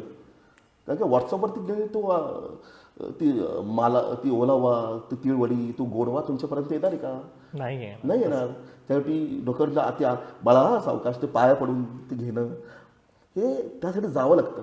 तर अगदी ती स्पर्धा घेतली, घ्यावी लागली. साहजिक आहे, संस्कृती टिकवण्यासाठी नाही, अनेक गोष्टी टिकवण्यासाठी. आता पुणे हरवत चाललेलं आहे बॉस. पुण्याची संस्कृती हरवत चाललेली आहे. हां, जे काय दिसतंय, जे काय 35 लाखाचे पुणेकर असतील, आज 25 वर्षापूर्वी बाहेरनं येऊन राहिलेले पुणेकर, हां, त्यानंतर उपनगरे जे वाढलेली आहेत, परप्रांतातून आलेले आधी झालेले पुणेकर, त्यांना पुन्हा आपलं वाटतंय का? आणि मूळ पुणेकर ज्यांचा जन्म आमच्यासारखा झालेला आहे, आमचा जन्म झालेला आहे, हे पुणे आम्ही बघितलेलं आहे. 30 वर्षापूर्वी आम्ही रस्त्यावरती क्रिकेट खेळायचो. आज मला रस्ता क्रॉस करताना देखील ते शक्य आहे. मला माझ्या घरापासून समोरच्या रस्ता क्रॉस करायला आज 10 मिनिटं लागतात. आज माझ्या घराच्या बाहेर मी गाडी लावू शकत नाही. खरं. त्यामुळे आता बदलण्याप्रमाणे आपण बदललं पाहिजे. सर, उत्सवांना तुम्ही एक व्यासपीठ म्हणूनच बघितलं, समाज प्रबोधनासाठी, सामाजिक संदेश देण्यासाठी. 2004ला तुम्ही सुरुवात केली, की गणेशोत्सव काल आणि आज. त्यानंतर तुम्ही दरवर्षी अनेक जिवंत देखाव्यांमधून विषय मांडले असतील. आज इतकी वर्ष झाली आहेत आणि इतक्या वर्षात तुम्हाला एक लाईफ टाईम अचिव्हमेंट अवॉर्ड सुद्धा मिळालेला आहे. तर कौतुकास्पद आणि अभिमानास्पद सगळ्यांसाठीच आहे. तर हा सगळा प्रवास, त्याचं वर्णन करून सांगा ना, कसा होता? 2004 साली आपल्या सर्वांना माहिती की गणेशोत्सव काल आणि आज हा पहिला प्रयोग आम्ही केला होता. नंतर 18 ते 20 मुलं त्यात होती. 2005 साली मुलगी वाचवा देखाव केला होता. 2006 साली लोकसंख्येचा विस्फोट केला होता. त्याची मागची गोष्ट पण अशी की लोकसंख्येचा विस्फोट का करावा, की अनेक वर्तमानपत्रामध्ये पुन्हा एकदा सांगतो की वाढती लोकसंख्या आहे, देशासाठी खूप घातक आहे, तुमचा विकास होत नाही आहे. तर मी 500 लोकांचं सर्वेक्षण केलं की लोकसंख्या हे तुमचं समस्या आहे का नाही आहे. तर त्यावरती सर्वेक्षण करून तो देखाव सादर केला. त्यानंतर 2007 साली चकाचक पुणे मी सादर केला आणि तेव्हा मी प्रयोग असा केला की जिवंत देखावा, त्याबरोबर प्रदर्शन. 2008 साली वारी हा देखाव सादर केला. आळंदी ते वारीचा पंढरपूरचा प्रवास. आणि त्यातनं सर्वसामान्य माणसाला ती आनंद वारी का मिळते, काय त्यातनं सर्वसामान्य माणसाला आनंद मिळतो. 2009 साली मला आठवत आहे की गणेशोत्सवावरती नेहमीच कुठलं तरी संकट येत असतं. 21 वर्षांनी स्वाईन फ्लू आलं, उत्सव व्हावा पण गर्दी नको हे आलं. त्यावेळेस मी काय केलं की सगळे म्हटले की बाबा देखावा नको करायला. पण मला नेहमी वाटतं की गणेशोत्सवाच्या काळामध्ये देखावा व्हायलाच पाहिजे. मी अनेक मंडळांना आज देखील आग्रही असतो की देखावा आपण करूयात. मी त्यावेळेस भांडलो, मला फक्त मला 25,000 रुपये द्या, मी 25,000मध्ये देखावा करतो. आणि तेव्हा मी 25,000मध्ये स्वर भास्कर यांच्यावरती देखावा केला. तेव्हा तुम्हाला आठवत असेल त्याच वर्षी पंडित भीमसेन जोशींना भारतरत्न पुरस्कार जाहीर झाला होता. मग त्यांच्या जीवनावरती मी डॉक्युमेंटरी केली. मग तो मेघ मल्हारचा देखावा केला. मोर मागं त्यांना भारतरत्न मिळालेलं आहे, तर पंडित भीमसेन जोशी गात आहेत आणि त्यांच्यावरती सांगते 8-10 मिनिटाची डॉक्युमेंटरी. ते इतकं सुंदर झालं. म्हटलं 100पैकी 5 लोक येतात, पण समोरचा 5 लोकांचा ऑडियन्स देखील मला उत्सवासाठी महत्त्वाचा आहे. तेव्हा ते केले. त्यानंतर मी पर्जन्य जलसंवर्धनावरती जलक्रांती हा देखावा केला. पुन्हा सांगितल्याप्रमाणे की जिवंत देखावा आणि 9 मॉडेल्स, रेन वॉटर हार्वेस्टिंग कसं होतं, भूजलचं पाणी तुम्ही भूगर्भात कसं जिरवायचं ते केल्यानंतर हातपंप कसा असतो, हातपंपाचा उपयोग कसा होतो, असे मॉडेल्स. त्यानंतर मुलांच्या मनावरती मोबाईल गेमचा होणारा परिणाम. नंतर लैंगिक, मी सांगितलं की 2007 साली मी एक विषय घेतला होता आणि तो मला त्यावर्षी करता नाही आला. तर 5 वर्षानंतर 2012 साली मी लहान मुलांचं लैंगिक शोषण या विषयावरती सावधान बागलबोवा आलाय हा देखाव सादर केला आणि त्याला एवढा भरभरून रिस्पॉन्स मिळाला. तेव्हा त्या देखाव्याकरता मला ॲम्ब्युलन्स भेट मिळाली. वा. आणि दॅट वॉज त्या वर्षी त्या पुणे शहरात तो देखावा एवढा लोकांना आवडला की असा विषय गणेश उत्सवाच्या व्यासपीठावरती येऊ शकतो. आणि तो 2007 साली माझ्या हातनं झाला नाही, पण 2012 साली गणेशांनी करून घेतला. कारण का तो प्रसंग दाखवायचा कसा त्यावेळेस मला सुचत नव्हतं. पण तो इतकं अप्रतिम देखावा प्रसंग बसला की ते काका येत आहेत, त्यांच्या मुलाचं चाइल्ड सेक्शन व्यवस्थित होतंय आणि त्याचबरोबर सावधान बागलबुवा आलाय सारख्या लोकांना प्रबोधनाची पुस्तकं केली. त्यानंतर मुलांच्या 2013 साली मुलांच्या मनावरती दप्तराचं, मुलांच्या खांद्यावरती दप्तराचं ओझं आणि मुलांच्या मनावरती अपेक्षांचं ओझं हे केलं. त्याकरता काय केलं, सांगते 25 शाळेमध्ये गेलो, बॅगचं वजन आणि मुलाचं वजन ह्याचं कंपॅरिझन केली. सकाळच्या पहिल्या पानावरती आपण केलेलं सर्वेक्षण एवढं छापून येतं तेव्हा तो आनंद काहीतरी वेगळा असतो. साधारणतः 6 कॉलम छापलं होतं. नंतर अवयवदानाचा विषय आला. अवयवदानाचा विषय परत कसा आला की आपल्या सर्वांना माहिती की विलासराव देशमुख यांना लिव्हर नव्हती मिळाली आणि म्हटलं 100 कोटीचा देश आणि एक लिव्हर मिळत नाही. आणि तिथून तो परत विषय सुरू झाला आणि ब्रेन डेड असलेल्या लोकांना फक्त आपले ऑर्गन्स देता येतात आणि या देशामध्ये 0.97 एवढं इतकं कमी पर्सेंटेज होतं ऑर्गन डोनेशनचं. मग ऑर्गन डोनेशनवरती काम करावं तो विषय घेतला आणि अवयवदान नवीन तर जीवनदान हे हा विषय केला. त्यानंतर पुन्हा एकदा विषय असा आला की 100 कोटीची लोकसंख्या आणि आजही मुलांना आर्मीमध्ये जायचं नाही. तर या तरुणांना सैन्यात भरती व्हा हा देखावा साजरा केला. नंतर मुलांच्या हातात मोबाईल गेमचं व्यसन होतं त्यावरती देखावा साजरा केला. ॲग्री पाखरं असेच क्रिएटिव्ह देखावे. बरं यात देखावांचं वैशिष्ट्य असतं. त्यानंतर मी सायबर क्राईमवरती देखावा केला. नंतर रेल्वे रुळावरती होणारे अपघात. वैशिष्ट्य असं होतं प्रत्येक देखाव्याचं माझं की माझ्या देखाव्यामध्ये मी भव्य दिवत आली आणि ते मला फार लवकर कळालं. 2007 साली मी जेव्हा लोकसंख्येचा विस्फोट केला होता तुम्हाला लोकांचे चेहरे वाचता आले पाहिजे. तेव्हा समजलं की आपण केलेला देखावा हा फक्त एक बुद्धिजीवी वर्गापर्यंत जातो. गणेश उत्सवामध्ये येणारा प्रत्येक जण तो काय बुद्धिजीवी नाही आहे. ग्रामीण भागातनं देखील लोक येतात आणि बुद्धिजीवी देखील आहे. प्रत्येकाला तो देखावा पटावा रुजावा त्याच्यापर्यंत तो पोहोचावा हे जास्त महत्त्वाचं आहे. त्यानंतर मनोरंजन बरोबर प्रबोधन किंवा प्रबोधनाबरोबर मनोरंजन एकच सांगड घातली पाहिजे. त्यामुळं 2007 नंतर तो जवळजवळ ड्रास्टिक चेंज झाला. दॅट वॉज द रिझन की आज आमचे देखावा बघायला लोक लांब काय येतात कारण तो दिसायला श्रीमंत दिसतो. शेवटी तुम्ही देखावा करताय व्हिज्युअल्स बोलतात. तो देखावा एवढा भव्य देवप्रमाणावरती करायला लागलो मी. त्यात कधी घोडे आणले कधी जीप्स आणले कधी बंदुकीच्या गोळ्या आणल्या कधी ब्लडचा इफेक्ट आणला कधी उडणारे विमान आणलं. एक 16-17 मिनिटामध्ये 20 मिनिटामध्ये तुम्हाला तो सिनेमा दाखवण्यासारखा इफेक्ट झाला. लोकांना व्हिज्युअली उभं राहायला पाहिजे. आणि त्यानंतर मी अनेक गोष्टी सामाजिक काम करत असताना 2014 साली आम्हाला सगळ्यांनी स्पर्धेत रिटायर केलं. का केलं की 2005 सालापासून ते 2014 सालापर्यंत 75 पुरस्कार सायनाथ मॉडेल ट्रस्टला मिळाले. फक्त 9 वर्षामध्ये आणि ते सलग मिळाले. त्यामुळं सगळ्यांनी सांगितलं की इथून पुढे तुम्ही आता कुठल्या स्पर्धेमध्ये भाग नाही घ्यायचा.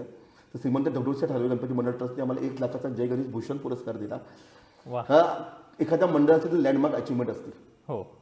इथून पुढे स्पर्धेत भाग घ्यायचा नाही. प्रतिवर्षी आमच्याकडे यायचं आणि आमच्याकडे एवढी बक्षीसची रक्कम तुम्ही घेऊन जायची. तीच गोष्ट स्वाभिमान संघटनेने केली की तुमचा देखावा खूप आपलातून होता. ॲम्ब्युलन्स घ्या तुम्हाला. इथून पुढे तुम्ही स्पर्धेत भाग घ्यायचा नाही. विघ्नार्थाने पण तेच केलं. फिरता करंडक आम्हाला दिला. इथून तुम्ही सलग 5 वर्ष तुम्ही पहिला नंबर घेताय क्रमांक घेताय.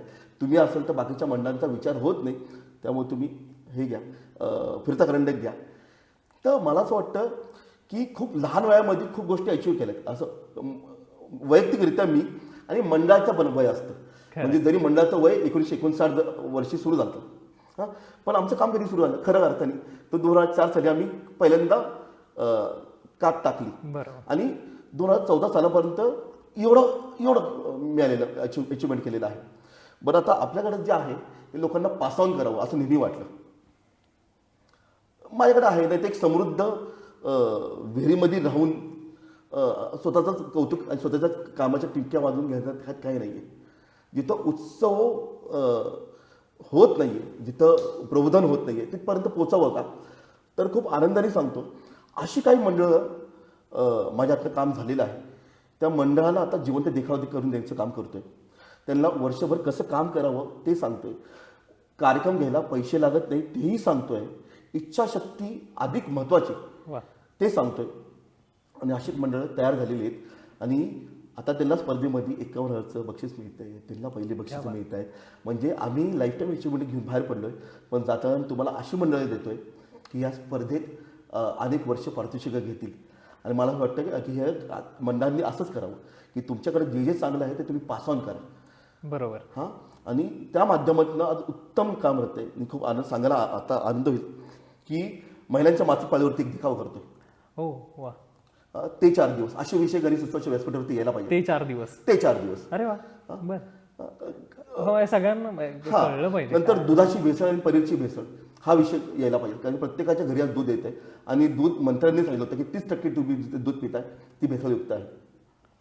द फॉरगेटेन हिरो, ती गोष्ट यायला पाहिजे. तर हे 2-3 देखावे वर्षी मी लिहायला घेतलेले आहेत आणि ते सादर करायला घेतलेले आहेत. अरे वा. त्यामुळे जे काय आपल्याकडे चांगलं आहे ते लोकांपर्यंत पास ऑन करा आणि ते आज काम घडतंय, मला वाटतं ते जास्त समाधानकारक आहे. खरंय. म्हणजे 75 पुरस्कार जे अचीव केले ते तर आहेच, पण त्याचबरोबर अनेक मंडळं तालमीत घडतात, वा. ते जास्त महत्त्वाचं आहे आणि ते मग अनेक वर्ष ते टिकल. स्वतःसोबतच इतरांनाही घडवायचं. हो नक्कीच. तर तुमचं ते अचिव्हमेंट आपण नंतर ते लाईफ टाईम अचिव्हमेंटला कुठेतरी सार्थक होईल ते. क्या बात, क्या बात. तो एक जलसंवर्धनाचं जे तुम्ही म्हणालात ते दुष्काळी भागांमध्ये पण शासनाने मग राबवलं पुढे, असं एक नाही काय ऐकण्यात होतं आहे. की जो विषय आम्ही वर्षभर घेतो त्याच्यावरती वर्षभर काम करण्याची आम्हाला सवय आहे. म्हणजे दरवर्षी मी समजा ऑर्गन डोनेशन घेतलं तर मी ऑर्गन डोनेशनवरती प्रत्येक हॉस्पिटलच्या बाहेर ती पुस्तकं द्यायचो की तिथं आम्ही फलक लावले की प्रत्येकाने ऑर्गन डोनेशन करा, प्रत्येकाला proud to be organ donor असे बॅच बनवून दिले. जलक्रांतीचा विषय आम्ही जेव्हा घेतला होता तेव्हा पुरंदरमधले राजुरी, रिसे, पिसे या 3 गावांमधले आम्ही त्यांच्या बंधाऱ्यातला गाळ काढून दिला होता. अरे वा. आणि सांगतात ते 15 दिवस ते काम चालू होतं. 75,000 तेव्हा खर्च आला. जेव्हा आम्ही खर्च विचारला बाहेर त्याला काही 3.25 लाख रुपये बाहेरच्यांनी खर्च सांगितलं होतं, पण तेच काम गणपती मंडळाच्या स्टाईलमध्ये आम्ही ते 75,000 करून घेतलं होतं. आणि त्याचा आनंद असा, पहिल्या पावसामध्ये तो बंधारे भरून वाहत होते. वा. आणि सांगतात 1.5 महिन्यानंतर त्यांच्या विहिरींना पाणी लागलं होतं. क्या बात. भूजल पातळी वाढली. भूजल पातळी वाढली. एकतर पुरंदर, रिसेपिसे हा सगळा कमी पर्जन्य हो, हो, दृष्टीचा हो, हो. भाग आहे आणि मग ह्यानंतर मग शेतकऱ्यांचं खर्च खूप चांगलं. मग मी सांगितल्याप्रमाणे की एखादा वर्षात एखादा देखाव घेतला तेव्हा फक्त देखाव करून उपयोगी नाही आहे. शेकडो मुलांना आज भूजल सर्वेक्षण पुण्यात आहे, त्यांचं म्युझियम दाखवायला घेऊन गेलो. बरं तुम्ही पाणी कसं बचत करावी, तुम्ही त्यांना अनेक शपथी त्यांच्याकडे घेतली, शपथ वगैरे घेतली की मुलांच्या वॉटर बॅगमधलं जे पाणी असतं तेवढंच पाणी वॉटर बॅगमध्ये घेऊ, कारण का 1 लिटरची बॉटल जर असेल तर अर्धा लिटर तो मुलगा पाणी पितो, अर्धा लिटर ओतून देतो. तर ते तुमच्या झाडातल्या कुंडीला तुम्ही घालू शकता का? असे छोटे छोटे उपक्रम, बरोबर. असे छोटे उपक्रम, उत्सव ह्यात नाही, ह्याला खर्च लागला काय, काहीच नाही, फक्त त्यांच्यापर्यंत एक शपथ घेतली आम्ही. वा. असे असे शेकडो उपक्रम, शेकडो. आणि लहान मुलांसाठी आम्ही प्रचंड काम ह्या करता करतो, कारण दे आर द फ्युचर. संस्कार आमच्या काही वयातल्या लोकांवरती होणार आहेत का? ते फार नाही होणार आता, पण मातीचा गोळा लहानपणी असेल त्यालाच छान आकार देत होतो. आकार देण्याचं काम ते आम्ही केलेलं आहे आणि सातत्याने करतोय. शाळेचा पहिला दिवस त्यांच्यासाठी केला. यावर्षी शाळेत वासुदेव घेऊन गेलो की वासुदेवनी मुलांना जागा केलं की इथून पुढे आम्ही प्लॅस्टिकच्या वस्तू वापरणार नाही, मोबाईल कमी पाहणार. पण आमचं गोष्ट वासुदेवनी आमची ऐकत नाही, पण वासुदेवनी सांगितलं की मुलं ऐकतील असं म्हणत. आता मुलं म्हटले हू इज वासुदेव, आता त्यांनाही सांगायची गरज आहे की this is Vasudev, this is Vasudev ही सांगण्याची वेळ पडलेली आहे. तर खूप क्रिएटिव्ह काम घडलेलं आहे, खूप छान काम झालेलं आहे. आज ह्या वयात समाधानी आहे की अजून खूप चांगलं काम करावं ही फक्त गणपती चरणी प्रार्थना करतो आणि नवीन नवीन मंडळांनी उत्तम काम करावं ही त्यांच्या चरणी प्रार्थना करतो. खरं आहे, खरं आहे, खरं आहे. एक प्रत्येकानेच बदल करणं गरजेचं आहे. तर आता एक गणेश भक्त म्हणून, एक गणेश मंडळाचा कार्यकर्ता म्हणून, त्याचसोबत सामाजिक उपक्रम राबवून जिवंत देखावे टिकवणं, हे सगळं तुम्ही करताय. तर तुमच्या नजरेतनं की बाप्पाला आपल्या सगळ्यांकडून काय अपेक्षा आहेत आणि त्याला नक्की काय हवंय?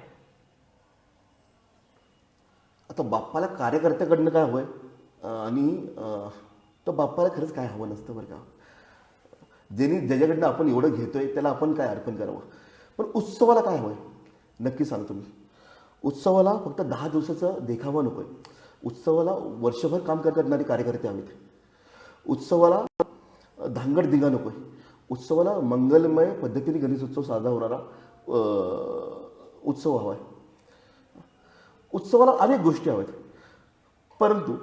परंतु मगाशी मी सांगितलं की एका रात्रीमध्ये बदल घडणार नाही आहे, पण जो मार्ग आपण निवडलेला आहे तो योग्य आहे. आपलं मंजिल दूर आहे लेकिन रास्ता सही आहे. जो रास्ता निवडलाय ना तो कार्यकर्त्यांनी आता तो बरोबर आहे. त्यामुळे उत्सवाला काय काय हवंय ते पुणेकरांना नक्की मिळणारच आहे आणि ते मिळतच राहील. मला आठवतंय की लॉकडाऊनमध्ये जे कार्यकर्त्यांनी काम केलं त्याच्यावरती विघ्नहर्ता कार्यकर्ता म्हणून पुस्तक आहे. रघुनाथ माशेलकर सरांच्या हस्ते ते पुस्तक प्रकाशित झालं होतं. वा. नार्वेकर सरांची त्याला प्रस्तावना आहे आणि उद्धव ठाकरे तेव्हाचे जे मुख्यमंत्री होते ते जी प्रस्तावना आहे, त्यात माशेलकरांनी भाषणामध्ये खूप चांगलं सांगितलं होतं की गणपतीला तुम्ही 11-21 दुर्वाजा होतात ना, तर तुम्ही कार्यकर्ते 1+1 कार्यकर्ते 11च्या प्रमाणात कार्यकर्ते आहेत. आणि मला नंतर समजलं की गणेशोत्सवमध्ये एवढं उत्तम काम होत आहे, तर जागतिक दर्जाचा शास्त्रज्ञ गणपती मंडळाचं कौतुक करतोय, तर नक्कीच काहीतरी खूप चांगलं चाललेलं आहे. तर माशेलकर सर कुठल्याही कार्यक्रमाला सहजासहजी जात नाही. तर श्रीमंत दगडूशेठ हलवाई गणपती मंडळाने ते पुस्तक प्रकाशित केलेलं आहे आणि ज्यांना पाहिजे त्यांनी श्रीमंत दगडूशेठ हलवाई गणपती मंडळ ट्रस्टच्या ऑफिसमध्ये जाऊन ते पुस्तक घ्यावं. ती किंमत आहे 350. हां, पण ते नक्की घेऊन ते वाचावं. 100 गणपती मंडळांनी लॉकडाऊनमध्ये काय काम केलं त्यात दस्तावेज आहे, त्यात काय फोटोज आहेत. रस्त्यावरती मुकजन प्राण्यांपासून ते उच्चभ्रू सोसायटीपर्यंत जेव्हा सर्व घरात होते तेव्हा रस्त्यावरती कोणी काम केलं तर ते कार्यकर्त्यांनी काम केलं. ते पहिल्यांदा इतकं वर्षानंतर काहीतरी जतन झालेलं आहे.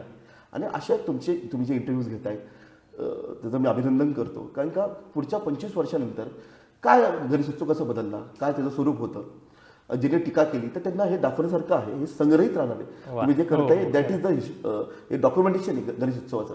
आणि फॉर्च्युनेटली किंवा अनफॉर्च्युनेटली तुम्ही म्हणा की गणेशोत्सवाचं डॉक्युमेंटेशनच झालं नाही गेल्या 100 वर्षातलं.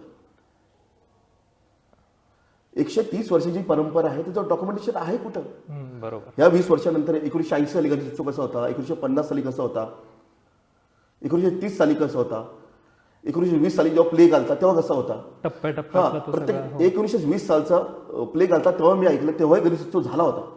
पण कोविडच्या काळामध्ये गणेशोत्सव होता. हे कुठं आहे नाही, त्याचं डॉक्युमेंटेशनच नाहीये. हे गणेशोत्सवाचं काय झालं की कार्यकर्ता काम करतो पण त्याला बोलता येत नाही. तो करताय, तो बोलतो, तो वक्ता नाही. ज्या दिवशी कार्यकर्ता वक्ता होईल ना तेव्हा तो आपल्या कामाचा डंका जोरात सांगत.